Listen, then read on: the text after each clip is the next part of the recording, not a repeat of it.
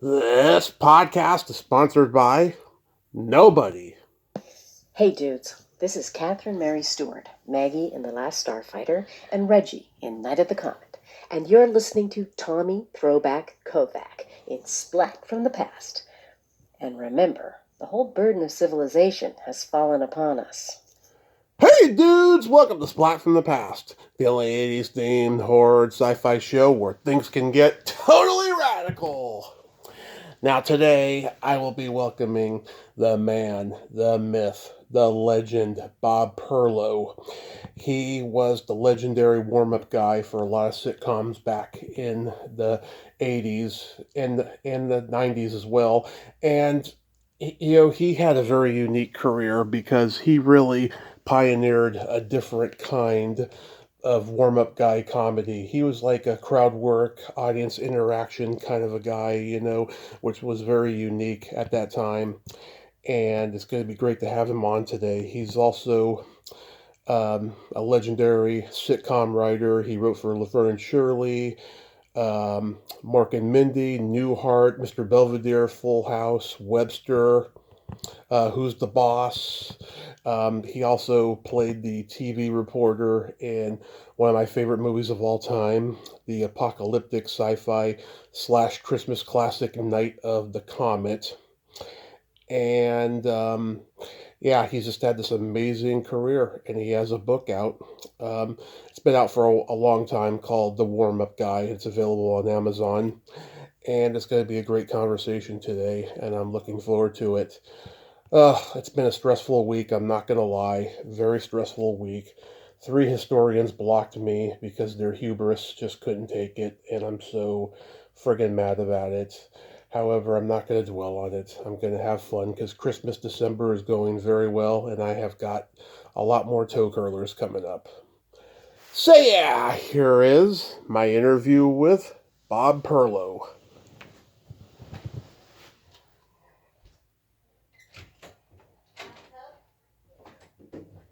Hey, Bob, welcome to the show, sir. Thank you, Tommy. Good to be here. Yes, this is such a great honor. Thank you so much for coming on today. My pleasure, my friend. So, going back in time, I read the Amazon sample of your book. I'm eventually going to read the whole thing. But I read that when you were growing up, you didn't see what everyone else saw in people like Lucille Ball, Milton Berle, and Jackie Gleason until you got older. You appreciated them. I'm curious to know, though, what did you think of people like Jack Benny and Sid Caesar and Red Skelton? 2 out of 3 I liked. I wasn't such a big fan of Red. It was a little too more slapstick for me. Uh-huh. So he wasn't one of my go-to guys. Yeah. What about Burns and Allen? Terrific. And I love that the nature of breaking the fourth wall. To me, it's a lot of people that take away from show business and the behind the scenes look. I love it. I think it humanizes them.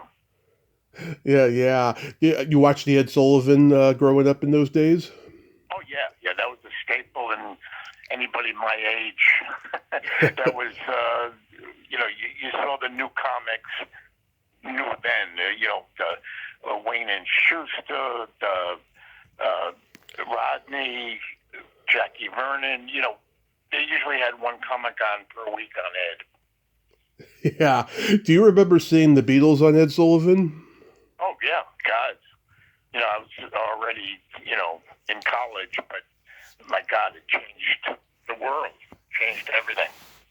Yeah, God. And Mitzi McCall and Charlie Brill, they went on and completely bombed. I got to interview the 2 of them 3 years ago. One of the best experiences of my podcasting life. They were hilarious. Yeah. Yeah.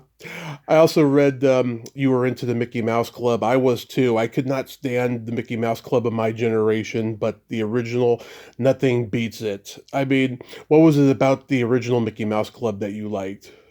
It was my first love, and then Bonicello.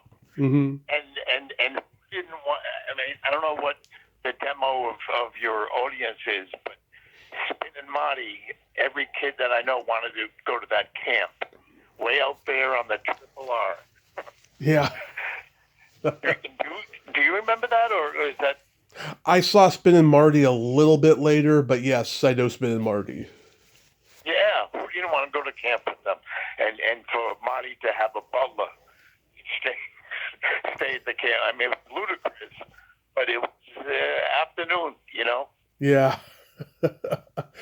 Yeah, you actually got to work with Annette later, right, on that Full House episode. Yeah. That was a thrill. Both her and Frankie came on. Yep. I got to interview Sharon and Sherry from the Mouseketeers, and that was really delightful, I have to say. And Annette, she was delightful. I mean, never heard one bad thing about her. I mean, she was a one of a kind. Yeah. Always sweet. It didn't change at all, especially, Full House, obviously way past her prime, so to speak. Terrific to work with. So you're born and raised in Rhode Island? Yep, and that's where I am today, and it's freezing. Oh, man, it's like 15 degrees out. I go, wait a minute, I left L.A.? Oh, yeah, that's right. It was over. Have you ever known the Farrelly brothers?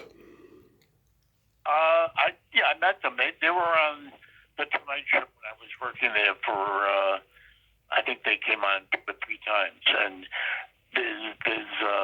there could be a project in the future with them and me. Yeah, because they're Rhode Island guys too, a little bit younger than you, but yeah, they were doing TV like before they started doing the movies and everything. Yeah, they're brilliant. Yeah, a lot of their stuff takes place in Rhode Island. Yeah. Me, Myself, and Irene was Newport, and they managed to get 1 or 2 scenes in most of their movies in Rhode Island. So they're local heroes here. Yeah, Dumb and Dumber, they start off in Providence before they get to Aspen. Yeah. Right. Yep.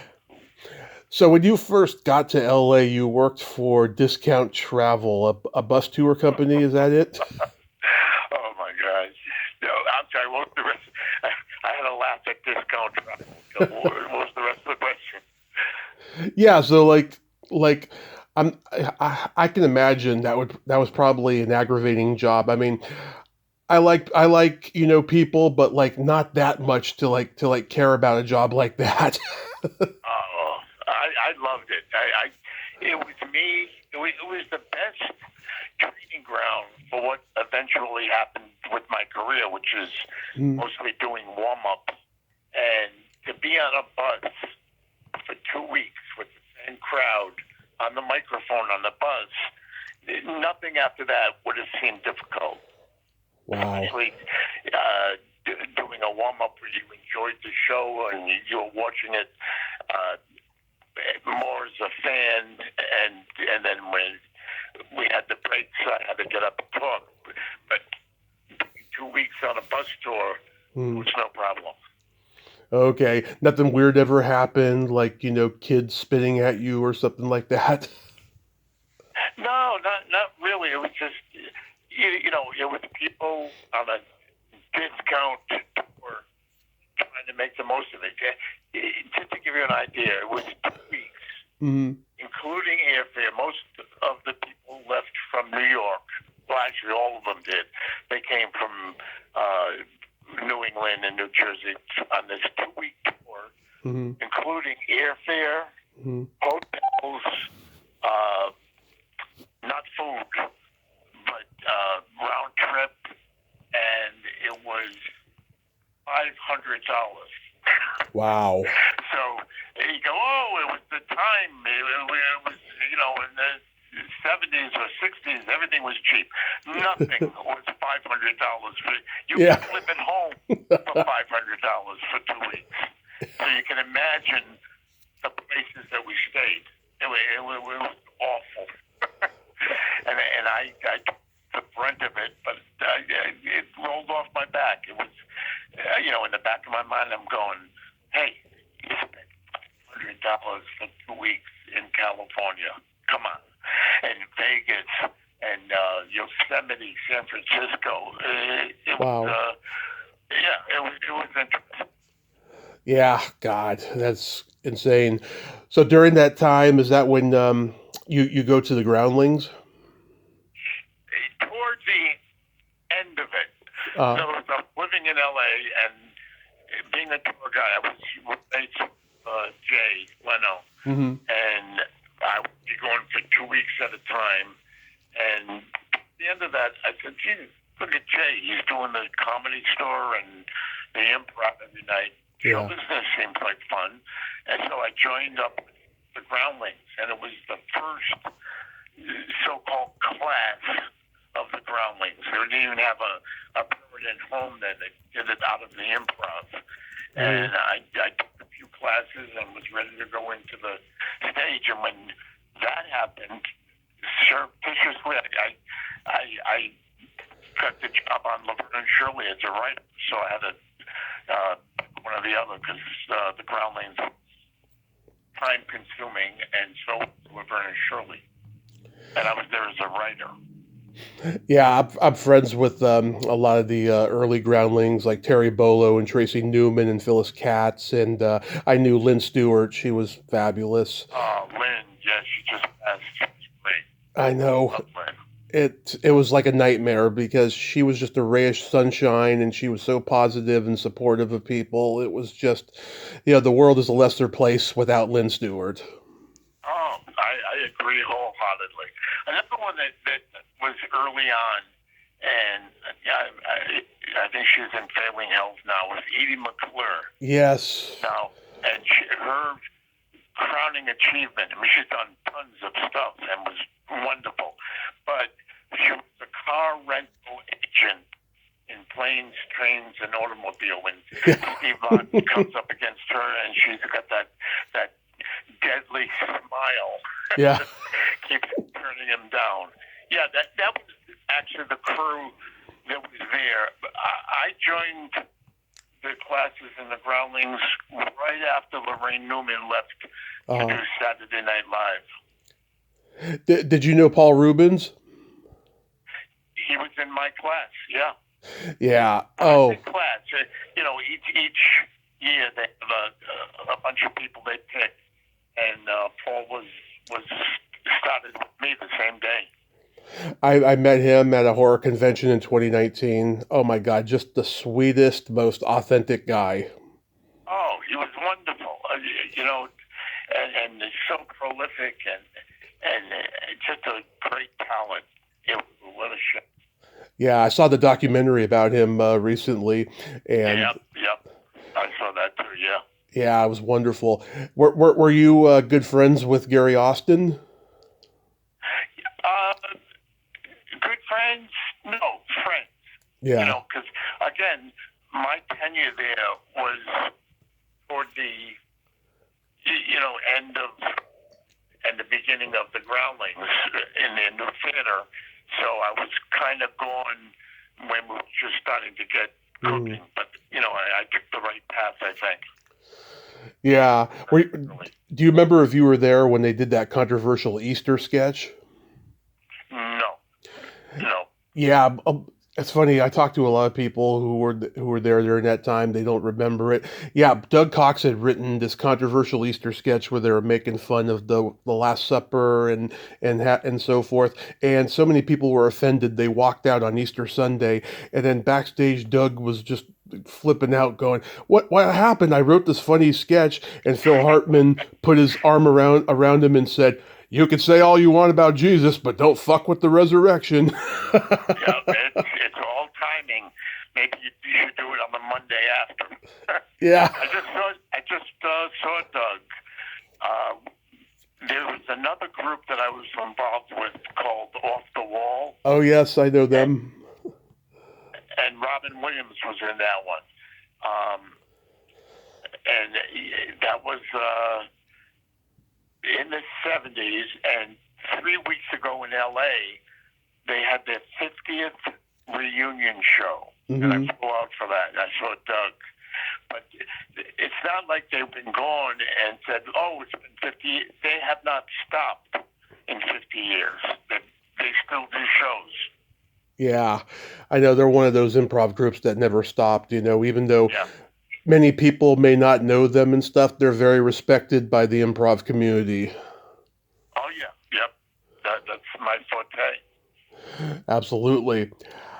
So you start writing for TV. I was curious, you acted on an episode of Working Stiffs, but did you write for that show too? Yeah, that was my second writing job. Once Laverne Shirley got canceled, Mm-hmm. right next door, the empty stage was Working Stiffs, and that was with Michael Keaton and Jim Belushi Yep. and brothers. And Paul Rubens, he was on there too. Yeah, not as a regular, but as a semi-regular. As a semi-regular. I talked to Lorna Patterson earlier in the year, and of all the Paramount shows she did, that was the only one she didn't seem to care for when I was talking to her. That was like the only one she didn't give me a lot of information about. Was it a bad experience? Yeah. Keaton and Belushi really did not get along. Wow. The producers were feuding. It was just not a great experience, but it was my second job, so I had fun. Also, Lorna was in another show. I don't know. I'm going to test your knowledge of it. Uh-huh. Good Time Girls. Oh, yes, Good Time Girls. No, you remember? Yeah, I hear it all the time. Haven't necessarily seen it, but I know about it. Yeah, her and Annie Potts were. Yep. It was a World War II sort of like a canteen. They were performers for the guys going overseas in World War II. Yeah. And Scolari was on there too, I remember hearing. Yep, and Adrian Zemed. Adrian Zemed, yeah. He was the John Stamos of his time. Yeah. He sure was. Really? Yeah. He sure was. The only difference is Zemed did Broadway. Yeah, right. And Peter I worked with, I did Bosom Buddies, Mm-hmm. Good Time Girls, and then on Newhart. I did 8 years on Newhart, where he was the station manager. Yep. God. That's crazy. So you obviously knew Gary Marshall. Like, have you ever pondered why that guy was so successful in both film and television? Because the people I've talked to, we all agreed the guy understood humanity and the human condition. That's a good word, humanity. He said, and I don't know if you have heard him speak. He had a cadence that was so unusual. Mm-hmm.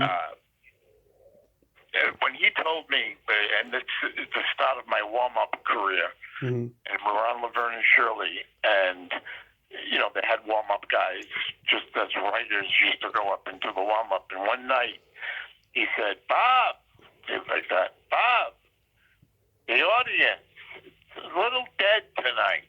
Yeah. No, talk to them. Hey, be funny." So, and that was, I never stopped. That was 1978-ish. Yeah. And I never put the microphone down until I left. You did warm up on Bosom Buddies? Yeah, yep. Not the whole season, but I filled in a few for Bob Saget. Oh yeah, that's what I was going to ask. Bob Saget, I know he worked on there too. Didn't Stu Shostak work there too? Yeah, yep. Yeah.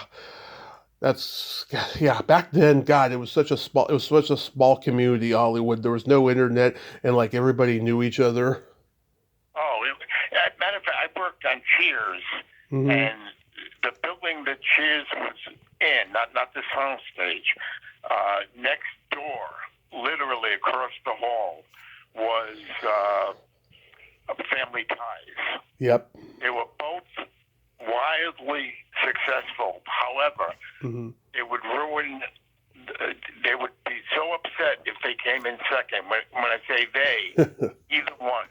If Family Ties pulled ahead and the Nielsen Cheers would be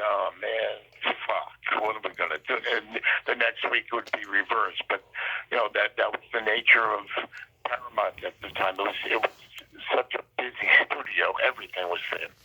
Yeah, I mean, Laverne Shirley, Mork and Mindy, just one after another. And later, Frasier and Chiz and Family Ties. yeah, I mean, Michael Eisner running the studio. I mean, Paramount was ruling Hollywood at that time. Oh, by far, yeah. At least in the TV world. Yeah. So yeah, Laverne Shirley is one of my favorite sitcoms ever, like in the top 3. And and that's got a place in my heart, being the first job that I had. yeah, so like, what was Michael McKean and David Lander still bitching about scripts when you got there?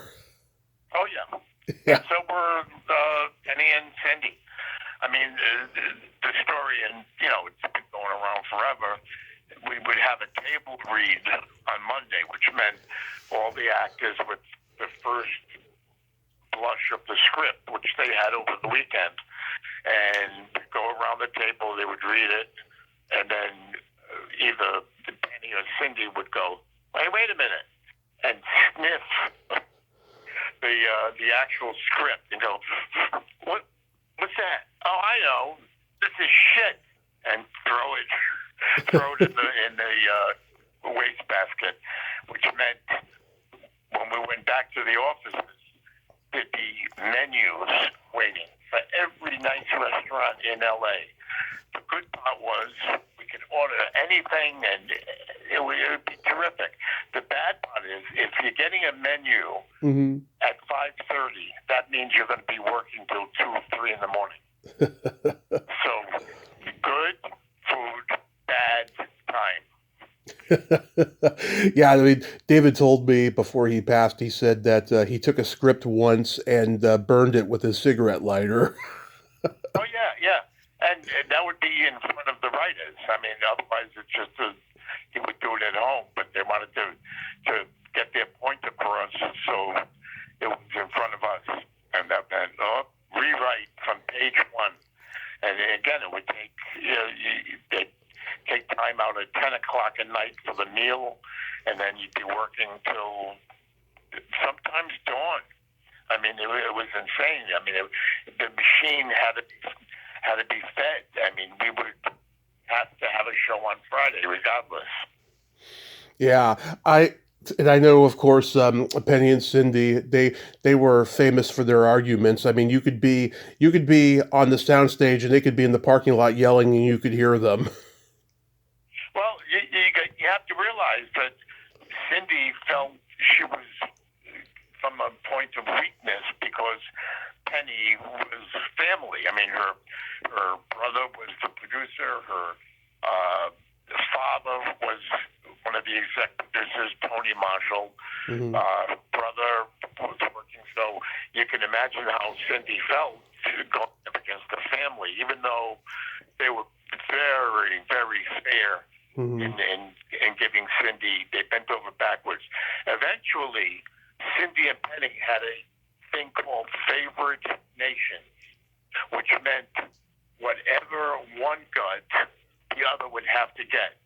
So the agents worked that out. So she couldn't have felt too. In other words, Penny at one point got an apartment in New York City. Mm-hmm. Paramount, and they had to give one to Cindy. Same thing with cars and salary. So nobody had a leg up. But the perception from Cindy was, hey, it's still their family. And Cindy came from movies, I mean, she thinks that her movie career suffered because of the series, which back then probably it did, because you either had to be a movie star or a TV star. Yeah, she had middling success. She was in Kentucky Fried Theater, and then in American Graffiti. The Conversation. Oh, and The Conversation. Yeah, and the first nudie musical. Yeah, which just you saw.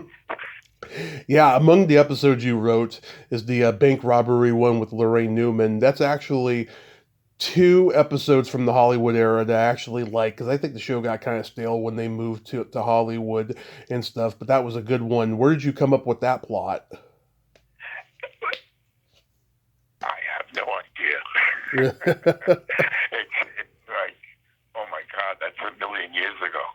The one that I'm crazy about is the diner. Did you ever see that one? Oh yeah, Uncle Laszlo's. Yeah. Yeah. I'm actually looking right now in my house at the sign that says Laszlo the place with an arrow pointing. Yeah. And it came on that night. There was one scene that I wrote that actually came to fruition last week in Rhode Island. I went to a restaurant, and for some reason, Rhode Island's a fishing village, well, near Ansa, where I live. Mm-hmm. And we all ordered entrees, and the waitress came over and she goes, by the way, every entree tonight comes with calamari. So, that's odd. And later on, I go, excuse me, how did that happen? I mean, and it was a huge portion, and there were 3 types of calamari. So, how do you do this? She goes, well, to be honest, our cook is a fisherman, and he had a big haul. We got more calamari in the kitchen than we know what to do with. But Yeah. that harkens back to the diner at Laverne Shirley, where Laverne is the chef, and she accidentally spills pancake batter on the grill. And then she gets on the microphone. She goes, lucky, lucky, lucky. For the next half hour, pancakes come with everything. So that reminded me of the calamari. Yeah. I've never even tried calamari. It doesn't look too appetizing to me. Oh, I love it. It's pretty much a Rhode Island staple. It's actually, and crazily, the official appetizer of the state of Rhode Island, calamari. Huh, that's interesting. Yeah. Is it because, it comes from the sea? Yeah, and then right at your doorstep here. Nice. Maybe someday I'll get the courage to try it. You wrote for Mork and Mindy. Didn't you you were in improv class with Robin, right? Yeah. Yeah. And, we go back before he passed, 40, 50 years. And that was an experience. Doing the warm-up. Aside from writing a few of them, I did the warm-up on them. So during the warm-up, which is, for your listeners, it's when you go to a taping, the taping is disjointed because if it's the following day, the cast has to go and change clothes and get makeup and read lines. So it's about a 20-minute break where on film they come right back, and you don't see that time change. But after they yell cut on Mork and Mindy, and this is when Jonathan Winters was there, they would go into an improv. Yeah. For like 10 to 15 minutes before they go change.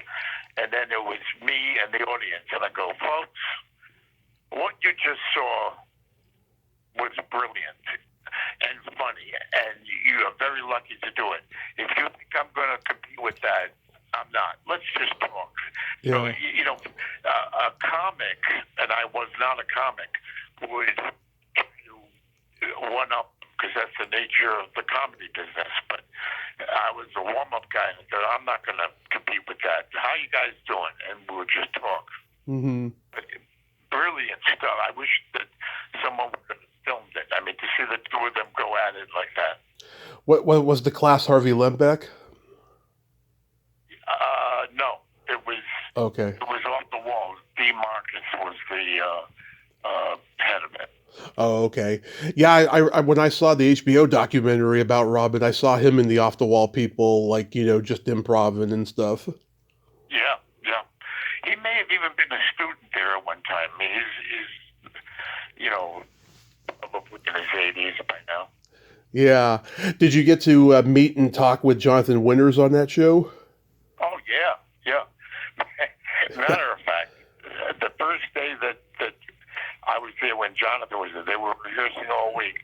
I walk in early, and it's an empty sound stage. And there was a guy sweeping up, one of the stagehands, far away from the set. I go, oh man, Jonathan was, it was not very many got me starstruck, but he was one that I was just enthralled by. I go, is that Jonathan Winters? And the stagehand goes, yep. So, do you think I'd go meet him? Because I wouldn't if I were you. And I'm thinking, oh, you're going to be one of these Madonnas. So he's warning me not to go talk to him, yell at me or whatever. But, how many chances do you get to do that? So I walk up to him. I go, Mr. Winters. And he looks at me. He goes, Sergeant, where are the camels?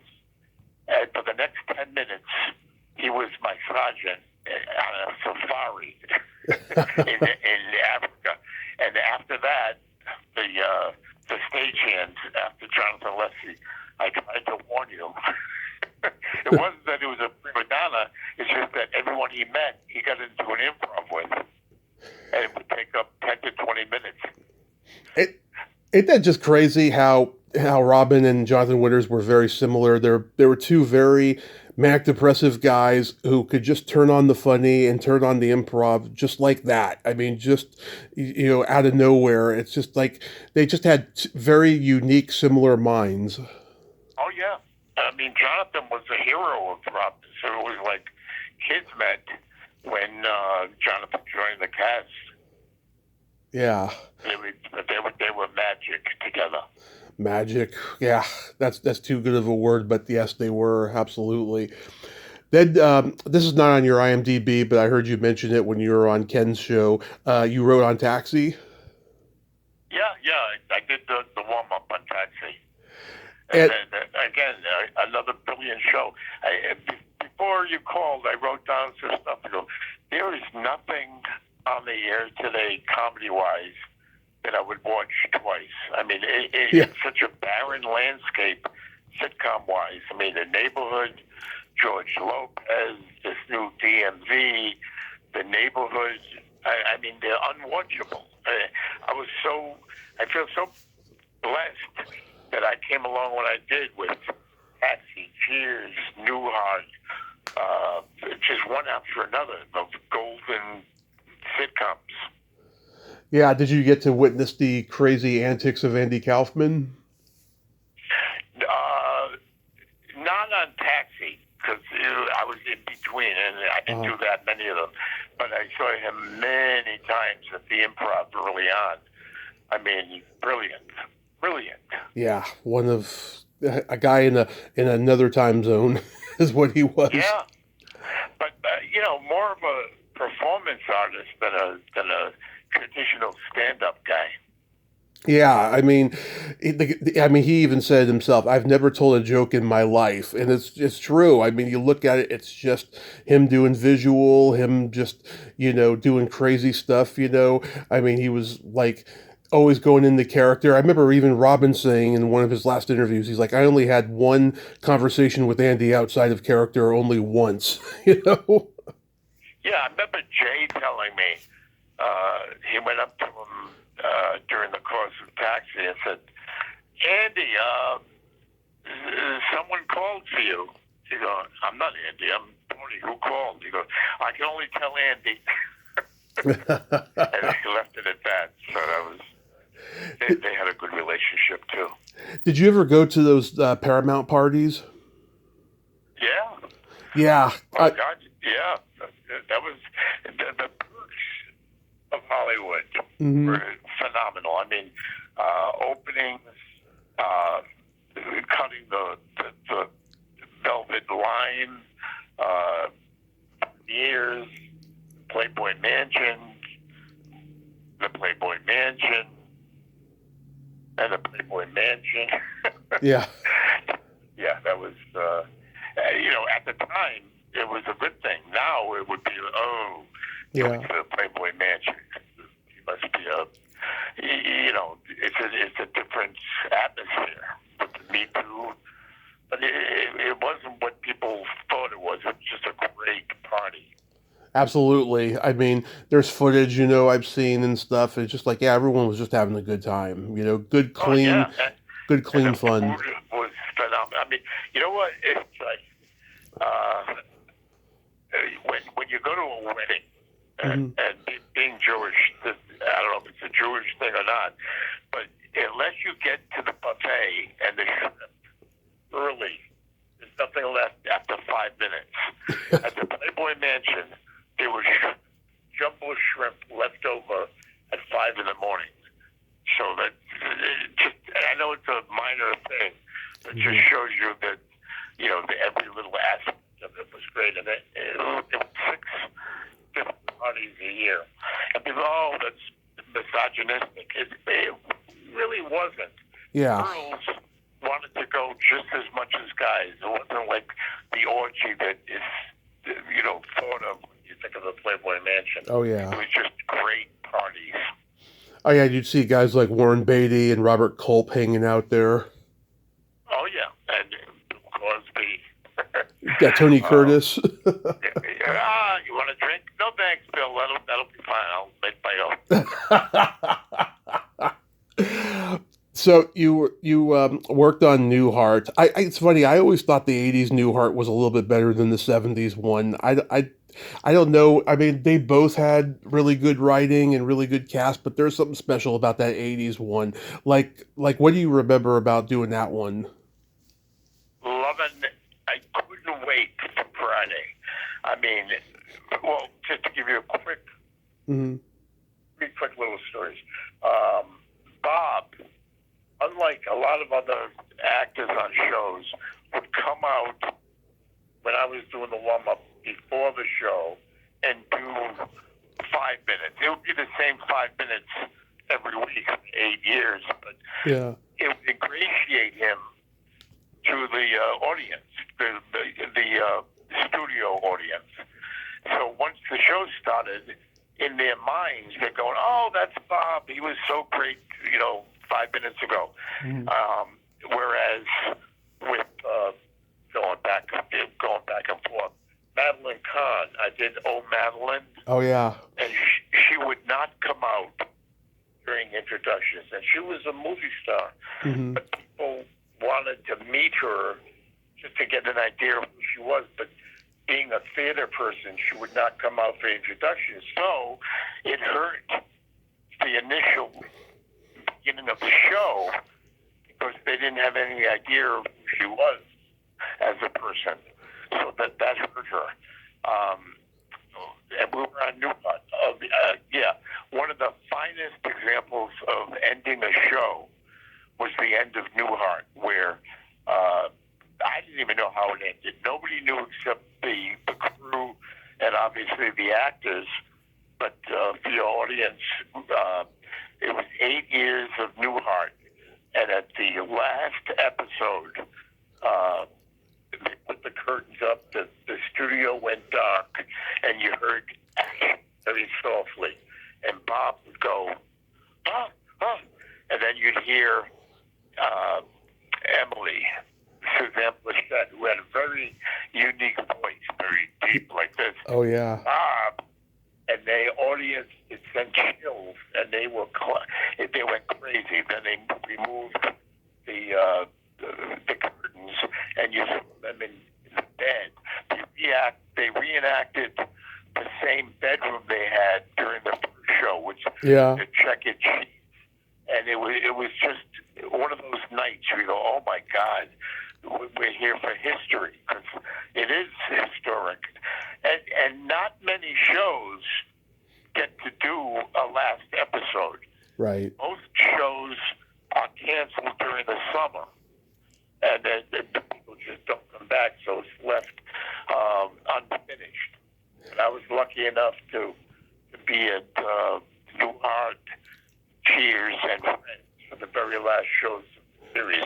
So they each had an ending.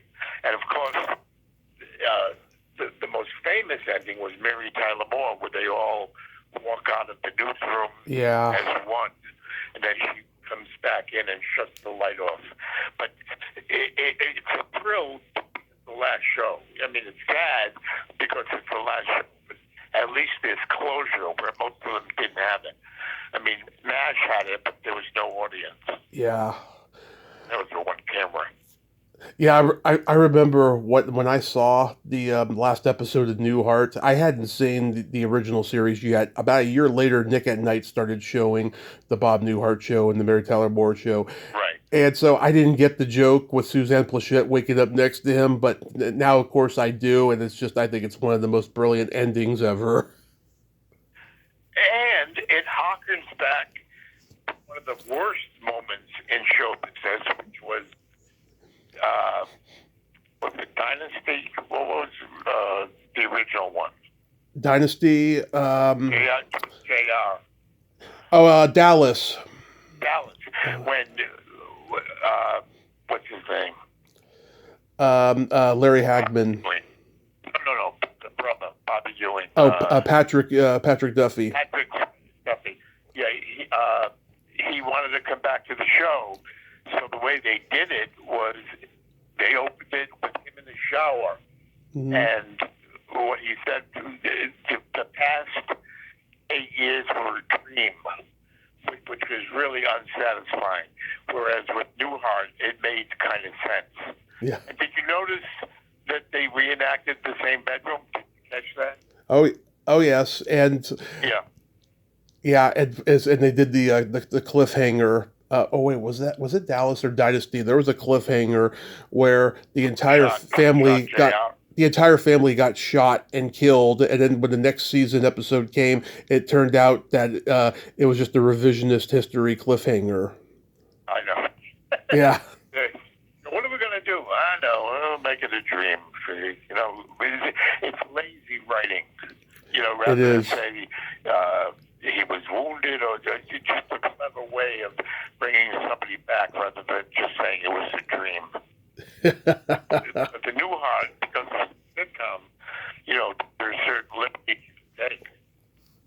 Yeah. You wrote one of my favorite episodes of Mr. Belvedere. It was called Pills. And Wow. This was done. You are an historian, my friend. Yeah, this was done at a time when sitcoms had episodes where someone got a drug addiction that involved caffeine pills, and this was like probably one of the first ones. When I look at when it started and stuff, like I don't know, was it a thing on the news or something at that time? Who knows? If I didn't write the book, it would all run together. I had to really make my mind say, "Oh, how did that happen? How did I come up with that?" Yeah. Yeah, because I love that joke. She comes down from stairs in the morning, all uppity, and she's like, "Oh, George," and he's like, "What do you want now?" Yeah, I know it. And that was one of the cohesive families that got along off the camera. Oh, yeah. They were great. We had parties, went to their houses. It was great. Loved it.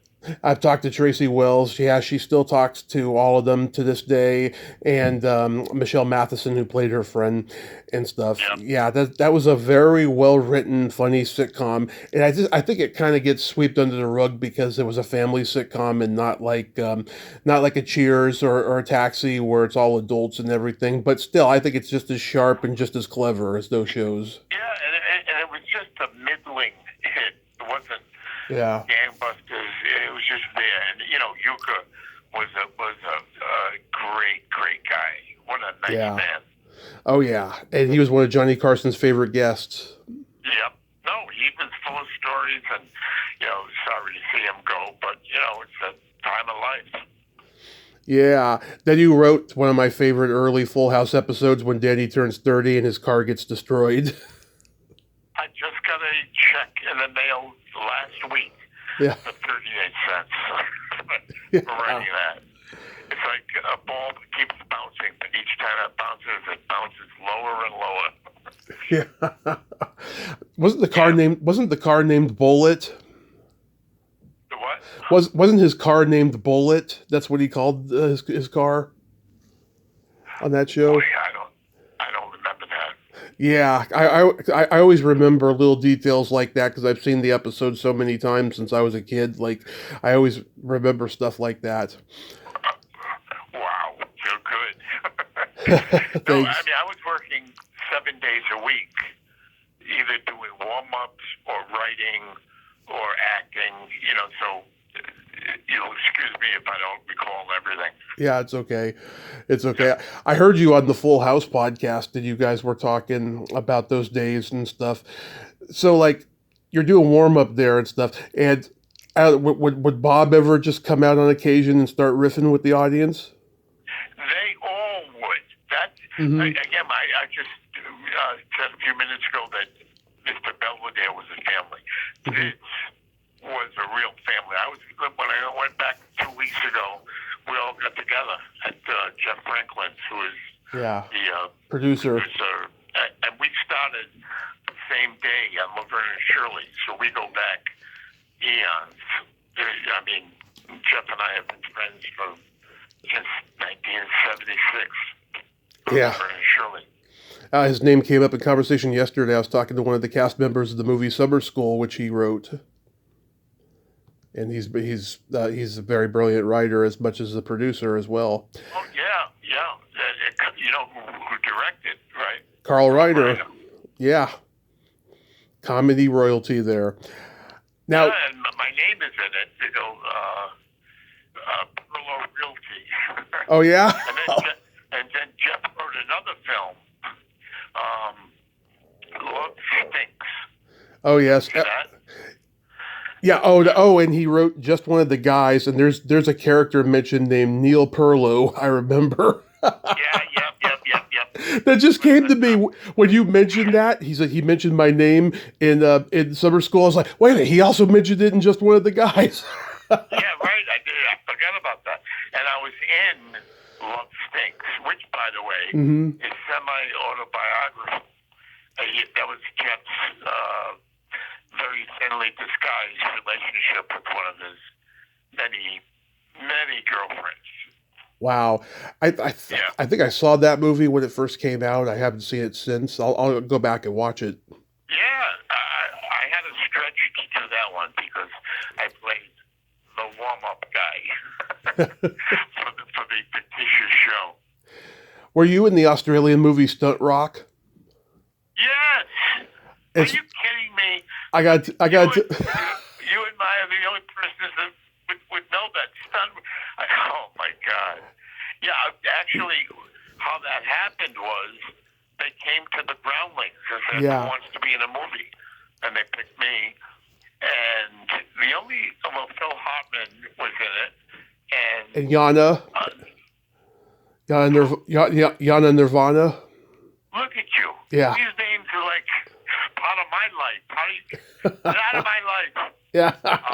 And also, Robin Williams' first wife was in it, Masha. Oh, okay. Masha was the third one. The dancer, I forget her name. Yeah, I know who you're talking about. I talked to Brian Trenchard Smith during the pandemic, and he told me he went to the Groundlings, and he actually was friends with Phil until his passing, and just what a great guy he was. Phil was remarkable.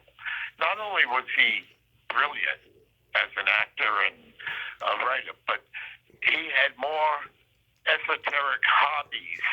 Yeah. He was a sailor. He was a Captain Carl. Just one thing after another. He was remarkable.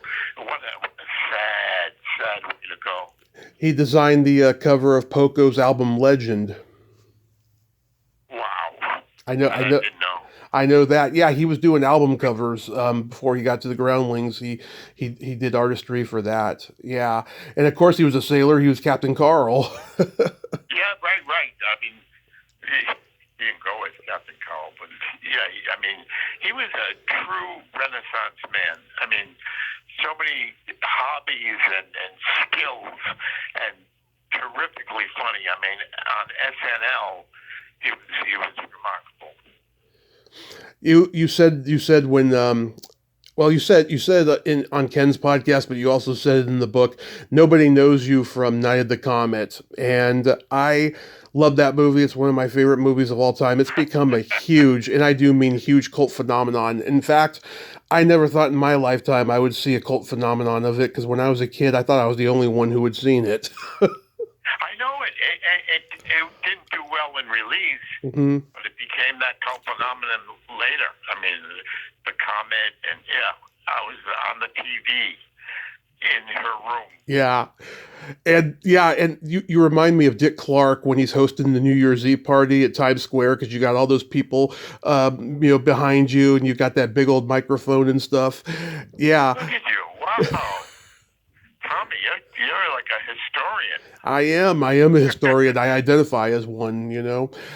Like, Yeah. do you remember if you like read the script? Because like I'm friends with the two female leads, and they told me Tom Eberhart could have been a comedy writer himself. Just his dry way of writing one-liners and stuff was just unparalleled. Yeah, I think I improvised that whole thing. They go, Uh-huh. okay, you're a reporter and you're talking about the Comet, Yeah. and I just went, yeah, Yeah. Do you remember how you got that? yes. A friend's girlfriend was the casting director, and I said, oh, Hmm. you should use Bob for that, and that's how, again, Kismet ended my life.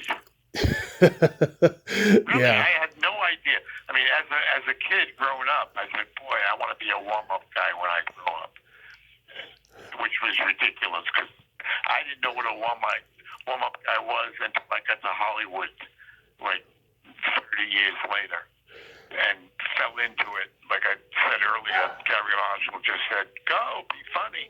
And I never put the microphone down. I just got hired from show to show to show until I didn't have to make the call. I would get calls at the beginning of each season, and they would just book me every Tuesday and Friday, which is when shows would shoot.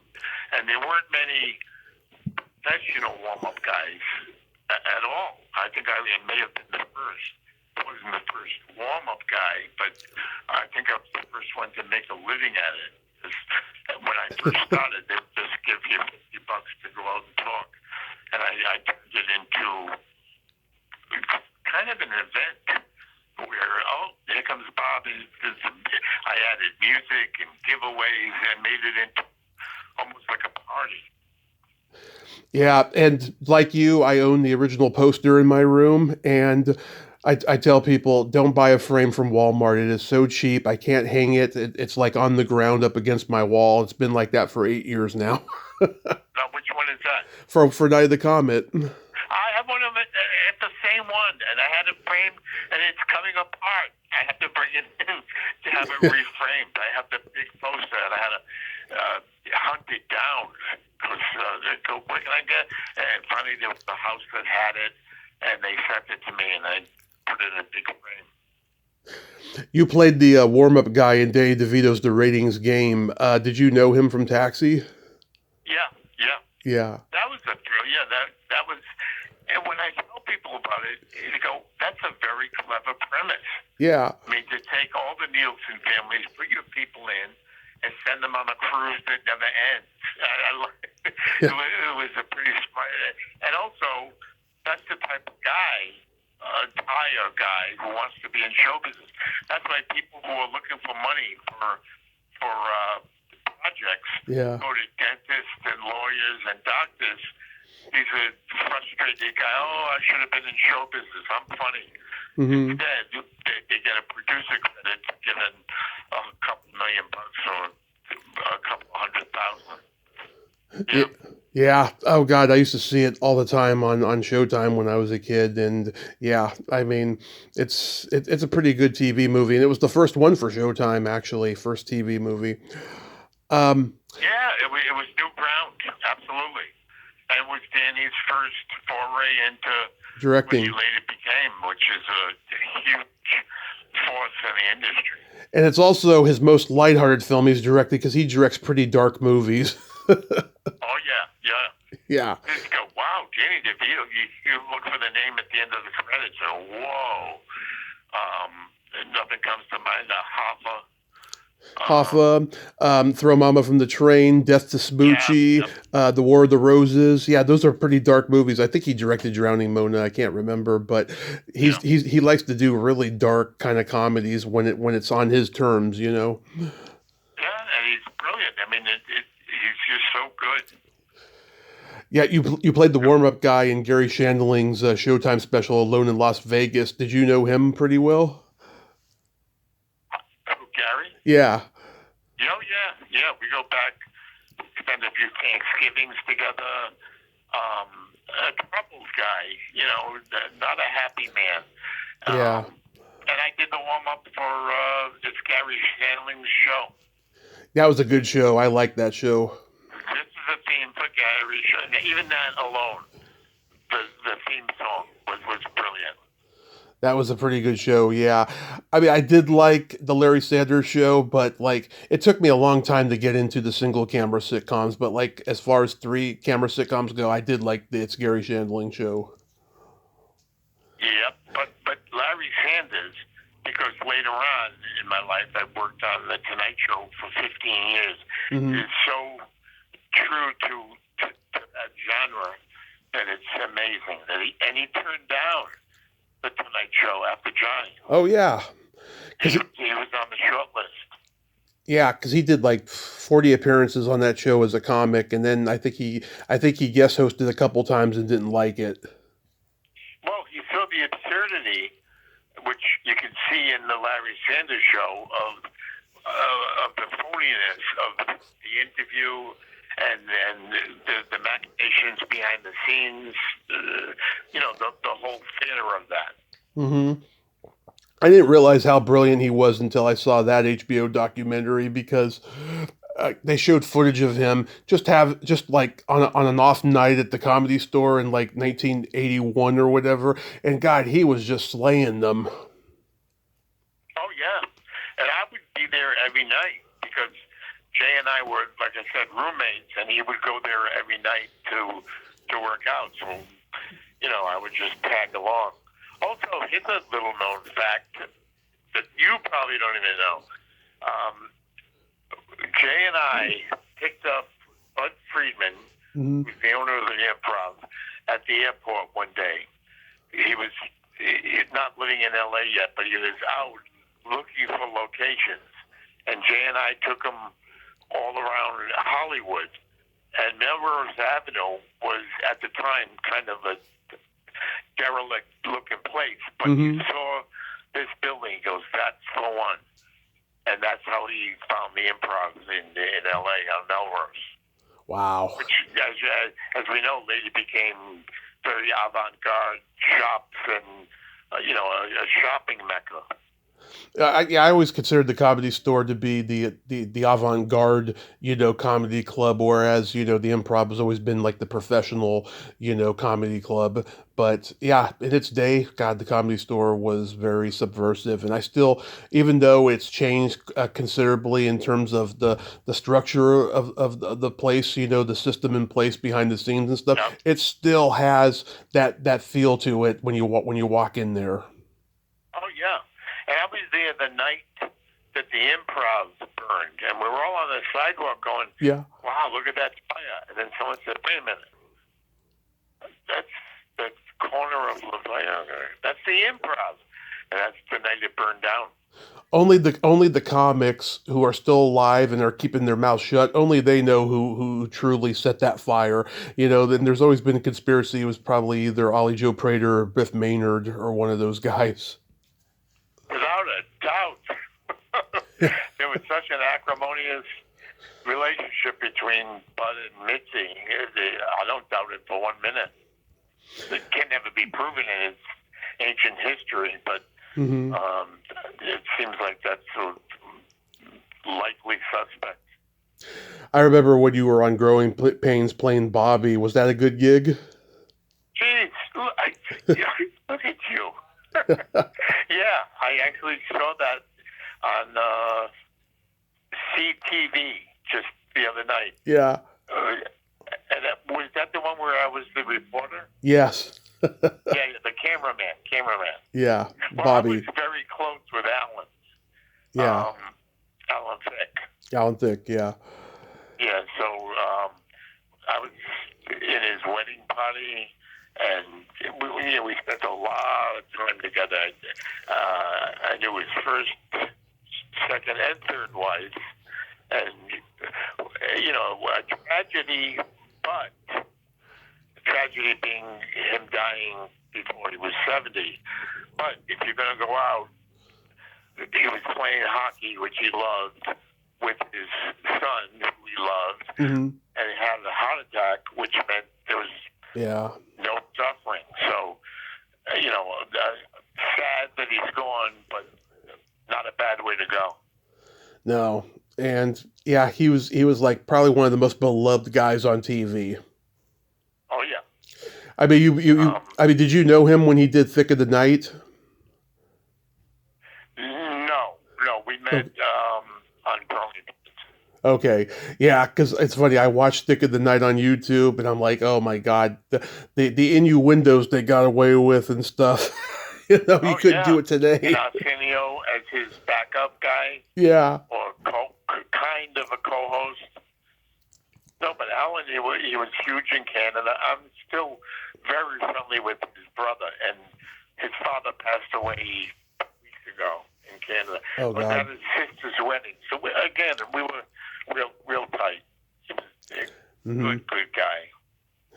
So, I mean, you pioneered the crowd work interaction of warm-up comedy. I'm curious, what do you think of guys today like Matt Rife or Tony Hinchcliffe who are kind of like, bringing roasting to like stand-up? I think he's brilliant, and he's got a new show out either tonight or last night, Matt Rife on Netflix. But for the fact that he's so handsome doesn't do him any harm either. The girls just go nuts for him. But he's brilliant. I mean, he doesn't miss a beat. There's no hitch in his delivery, and it's spot on. So yeah, he's real good. But it's a tricky slope. If you get a drunk in the audience and you sort of go with him, it could backfire. And he knows the tricks to move away from that. But for anyone who does, it's called crowd work, like you said, that's the all of that. But mine, they came to see a show, a sitcom, and I'm at the beginning in impediment. I mean, even with Jay, they didn't come to see me, so I have to win them over, because if they don't like you for 3 hours. Yeah. Which is the minimum it takes to do a sitcom. So you better make friends with them right off the bat. And I said, before I started, the guys that did it, that were the writers, would throw candy, little like Halloween size, fun size candy into the audience. And I said, there's something wrong about that. There's two things that don't add up. Number one, the microphones are real sensitive, and they'll pick up the crinkling of the wrapper, which will ruin a scene. And number two, more important, is it's a sugar high. Like, they'll be up, and if you give sugar to a little kid, they'll fall asleep after they get crazy. So I said, maybe candy's not the way to go. So I said, let me go shopping. Give me some money. And they did, and I bought T-shirts and hats. Yeah. And they were thrilled with them. Even, no matter how much a person has, it's a free thing, which is, and it's a keepsake. Later on, I asked the production companies, why don't you print up shirts? And it's like an advertisement, and they did. So I kind of developed that as my go-to. Yeah, I'm kind of critical of the crowd work comedy that's going on now, because I'll tell you, I grew up loving the Dean Martin roasts, and like all those guys on those roasts, they all knew each other, and it was all in good fun, right? And then Comedy Central started having roasts where the comedians didn't even know the person who was being roasted, and it just got ugly and mean-spirited. And I think the guys that I came up with in stand-up in the late 2000s and the second half of the aughts, they were influenced by that, and it's just their crowd work can be pretty mean-spirited, and I'm no prude and stuff, but I don't know. I think there's a line, Oh, yeah, and Brady roast crossed it.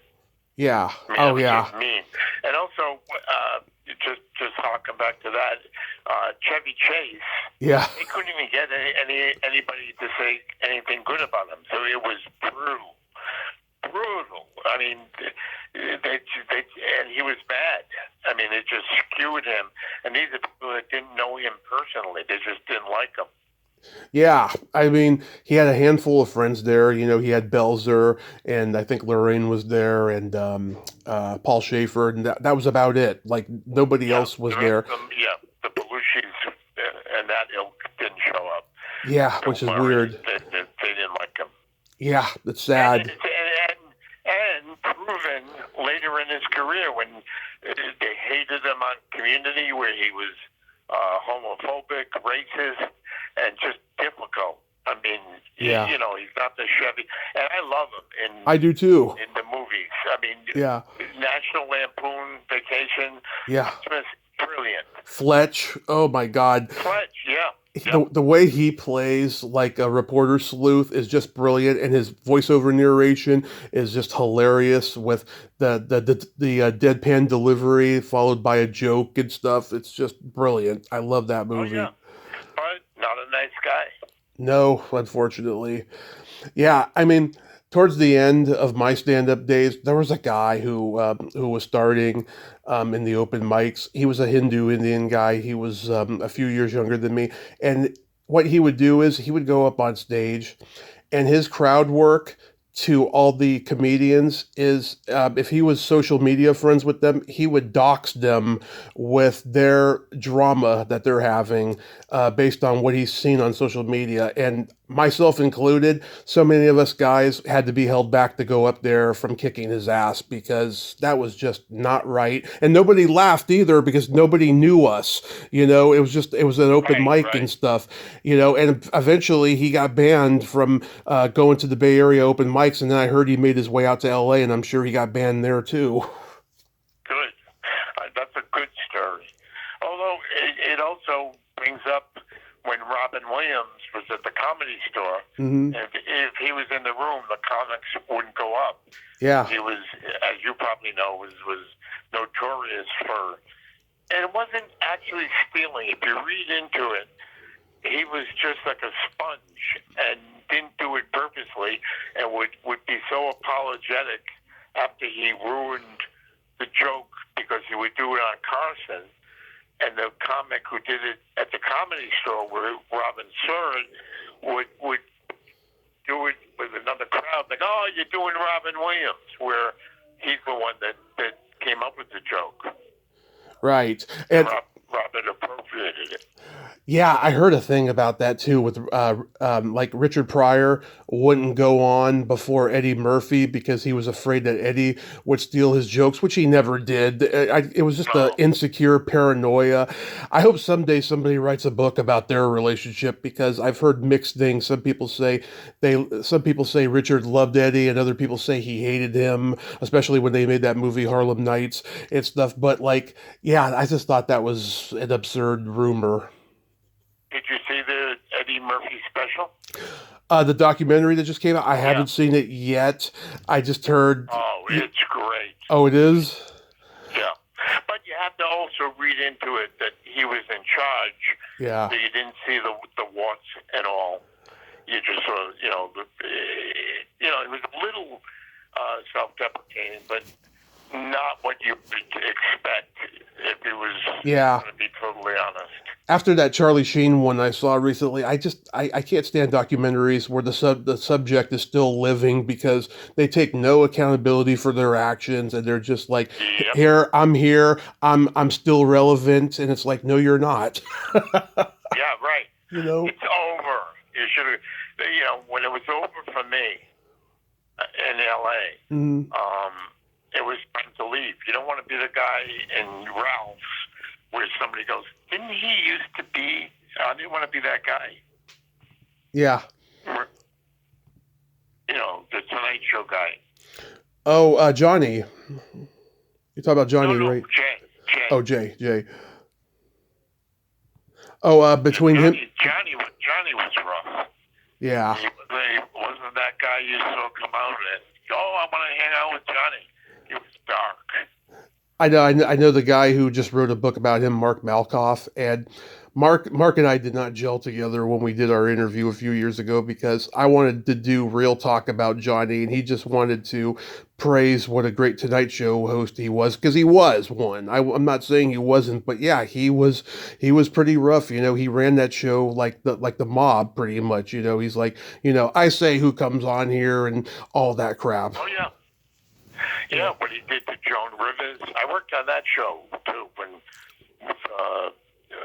Rosenberg and the daughter came up with an elevator with them. Oh yeah. A very tense elevator. The first night of her show that caused the rift between her and Johnny. Right, yeah. He never spoke to her again. I know, that's a sad story. She was at fault, too. She should have, gotten his approval. He would have given it. I know. That's a weird, sad tale, and I hope someday Melissa tells her side of the story because I know so many people ask her about that and she never answers it. Yeah. So it sounds like that you got a lot of respect from nightclub comedians, but was there ever a nightclub comedian who gave you the stink eye and said, you're not a real comic because you're not going to the clubs? Oh, I wasn't. I'm with them on that. I wasn't a real comic. I have never done the stand-up. Yeah. Was my go-to and writing, but I didn't have. I had to do. That's why stand-up comics didn't do well as warm-up guys because they would go out there and get huge laughs for their 20 to 40-minute set. And they'd still be looking at 2 to 3 hours where they had to be just as up. Whereas I knew how to modulate because of being a tour guide. I was on the microphone for 2 weeks. So it was a different skill set. So there was no crossover between stand-up and warm-up. Even though you tried it. Mm-hmm. Saget was good because he was good at crowd work. Yeah, the best. When a stand-up tried warm-up, it didn't go well. So I was a professional warm-up guy. Yeah, I saw Saget in 2017, and God, he destroyed. It was a long show, 90 minutes. He did an hour stand-up, and then he spent a half hour playing acoustic guitar and singing silly songs. He was just, God, tremendous, that guy. But yeah, I mean, because I'll tell you, the 10 years that I did stand up in the Bay Area, one thing I learned is every comedian thinks they know what comedy is, and they're very critical of it, especially when a guy blows up and they look at the guy's trajectory of how he did it. They're like, oh, he's not a real comic because, he's getting famous off of TikTok, or he's a warm-up guy or something, along those lines. Yep. They just think they know what real comedy is. And so, yeah, I was just curious if you ever had an experience like that. No, I learned early on how to string it out more or less and to make friends with the audience because I had to do it for tips on the bus. Again, if they don't like you, they don't like you for 2 weeks. So it was important to get the rapport, whereas a comic would get angry. And then that's the death knell for a warm-up guy because you have to keep them in their seats for the whole time. They don't expect to stay for 3 to 5 hours. Right. They want you at home to go. It's a half-hour show. If they make a mistake, maybe it'll be 45 minutes. They go, no, sir. Yeah. And Friends took 8 hours to film. Mm-hmm. Same audience. Absolutely. And that was the worst experience for me. It was awful. We don't need to talk about that. I never liked Friends. That wasn't one of my favorite shows. And here's something for you then. They never came out in 8 hours. Usually, practically every other show, the star or co-stars would come out. Hey, Bob, how's everybody doing? Hey, anybody got questions for Craig T. Nelson or this? On Coach? Meanwhile, Yeah. the Friends never came out. Wow. Yeah. Crazy. Which was unforgivable in my. So thank you for staying. Oh, you're doing so good. That would have helped me. But once they were done with this scene, they went backstage. Yeah. And I did the pilot for that. And you know what? At the pilot, I said, this is going to be a hit show. It was just that mesh that you see among the cast. And you said you didn't like it, and that's fine. But just from a production point of view, it was fine. Did you ever see Dream On? Oh, that was one of my favorite shows. Okay, that is the reason that Friends took so long to tape.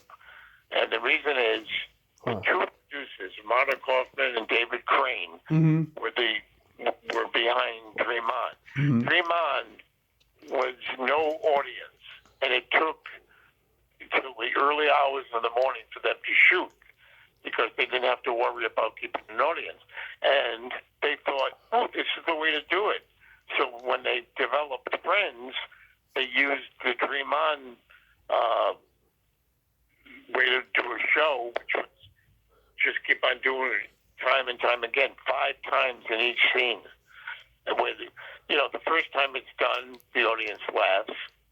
And then the second time it's the same joke. They don't laugh as hard. The 5th time, they're pissed. I go, we saw this 5 times, which easily could have been done after the audience left in pickups. But because of the success of Dream On, that's the way they did Friends. God. Yep. Yeah, I love Dream On. I hope someday they get clearances over the movie clips because that show needs to come back. I used to watch that like late at night when I was a kid. I loved it. One of the sexiest shows ever. Before Sex in the City, yeah. I wonder if he's working. Do you know anything about Bob Beba? About Brian Benben? I have no idea. I mean, when he was on that show, he did that movie, Radioland Murders, which was a huge flop, but it was actually a pretty good movie. And, that was like his one big, starring role movie shot. Is that Woody Allen? No, that's George Lucas. Radio Days. Yeah, that's Radio Days, Woody Allen. Yeah, Radioland Murders is George Lucas. And, okay. Yeah, I don't know what he's been up to, but he's a pretty talented guy. You know what? You'll get a kick out of this. I do this, or used to do it, and I do it now when I do presentations back here at colleges. I have scripts. And everybody thinks that when they get on a show, they're going to get a big house in the hills and a Porsche. Let me read through stuff here, and I kept all the scripts from all the shows I worked on, so I had a million scripts, and I'll pick one out of a pile and say the name of the star. So who remembers this? And that's the star of a show, and they never show up again. But yet, if they're making $5,000 a week, they go, this is never going to end. I'm going to buy a house. I'm going to buy a car. Meanwhile, the show gets canceled, and they still have a mortgage and a car payment. And then, they either default or go into another profession. That's the bad part of show business.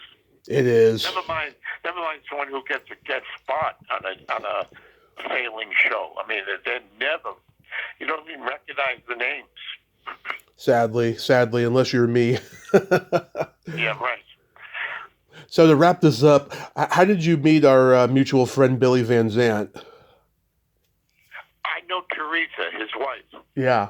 I've known her for a very long time before they were married, of course. And she was her story is pretty good. She replaced Carol Wayne. Carol Wayne, yeah, on the Tonight Show. On the Tonight Show, she was the femme fatale or the pretty girl. Yeah. And Teresa got it in very late, much like a very good friend of mine from Off the Wall, Paul Wilson. Yep. Does that ring a bell? Oh yeah, he was on Cheers. was almost on Cheers. He was on Cheers and was going to be semi-regular at the bar next to Cliff and Norm. And then the show was canceled. So talk about, I got a big break. I'm on Cheers. Oop, canceled. Yeah. I hope he didn't buy the house yet. Yeah, I mean, I remember seeing him on several episodes, and yeah, Teresa's great. She's actually coming back on next Friday, and I'm super excited. I adore her, and Billy, he's please say hello from here. Oh, I will. And Billy is such a great guy, and he's connected me with a few people. He's a really great guy. So, your book, The Warm-Up Guy, is available on Amazon, and is there anywhere else? Like, do you have a website? No, I don't. Okay. I just do my thing here. I make the call, go in and do a presentation. I'd love to meet you and show you that sometime. Oh, that would be great. I mean, do you ever come out to California these days? Yeah. Like I said, I was there in L.A. for that reunion, and then I was there for Jeff's birthday. But I'll make a trip up there. I'm sure to Tanish's Grill.